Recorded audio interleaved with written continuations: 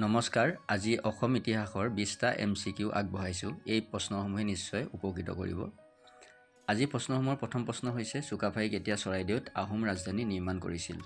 ইয়াৰ শুদ্ধ উত্তৰ হৈছে 1253 চনত 2 নম্বৰ প্ৰশ্ন চুকাফা অসমলৈ অহাৰ সময়ত মৰাণসকলৰ ৰজা কোন আছিল ইয়াৰ শুদ্ধ উত্তৰ হৈছে বডৌচা 3 নম্বৰ প্ৰশ্ন হৈছে আহোমৰ পৰম্পৰা অনুসৰি চুকাফা কোনজন দেৱতাৰ বংশধৰ আছিল ইয়াৰ শুদ্ধ উত্তৰ হৈছে খুনলুং 4 নম্বৰ প্ৰশ্ন হাতঘৰীয়া আহোমসকলক কোনে বৰ্ণনা কৰিছিল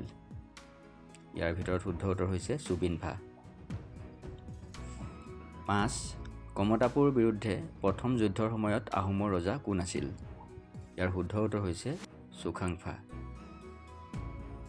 6 আহোমৰ সিংহাসনৰ উত্তৰাধিকাৰীসকলক কি হিচাপে নিযুক্তি কৰা হৈছিল শুদ্ধ উত্তৰ হৈছে চাৰিং ৰজা 7 নম্বৰ প্ৰশ্ন কমতাপুৰ ৰাজ্যৰ প্ৰথম শাসক কোন আছিল ইয়াৰ শুদ্ধ উত্তৰ হৈছে সন্ধ্যা 8 নম্বৰ প্ৰশ্ন বিখ্যাত কামৰূপী কবি হেম সৰস্বতী কোনজন ৰজাৰ ৰাজকবি আছিল শুদ্ধ উত্তৰ হৈছে দুৰ্লভ নাৰায়ণৰ ৰাজকবি আছিল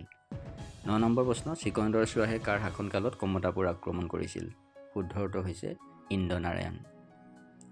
10 নম্বৰ প্ৰশ্ন জুঙাল বলহু কোন ৰজাৰ পুত্ৰ আছিল ইয়াৰ শুদ্ধ উত্তৰ হৈছে আৰিমত্ত ৰজাৰ পুত্ৰ আছিল 11 নম্বৰ প্ৰশ্ন চুতুফাৰ মৃত্যুৰ পাছত কোনে 4 বছৰ ধৰি আহোমৰ প্ৰশাসন চলাইছিল শুদ্ধ উত্তৰ হৈছে বুঢ়াগোহাঁই আৰু বৰগোহাঁই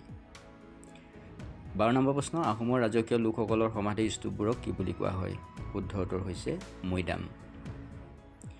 13 প্ৰসিদ্ধ ভ্ৰমণকাৰী ইবন বটুতাই কেতিয়া ভাৰত ভ্ৰমণ কৰিছিল শুদ্ধ উত্তৰ হৈছে 14 শতিকাত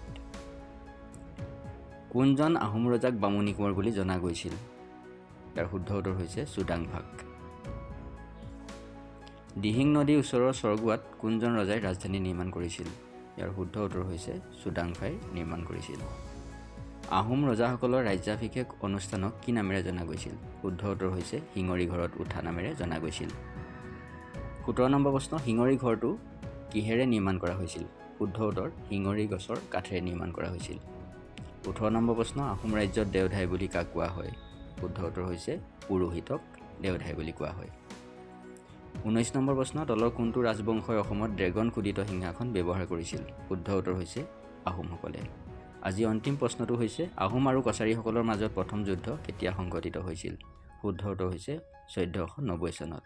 বন্ধুসকল আজি প্ৰশ্ন ইমানেই আছিল সকলোকে পুনৰ ধন্যবাদ জনাইছোঁ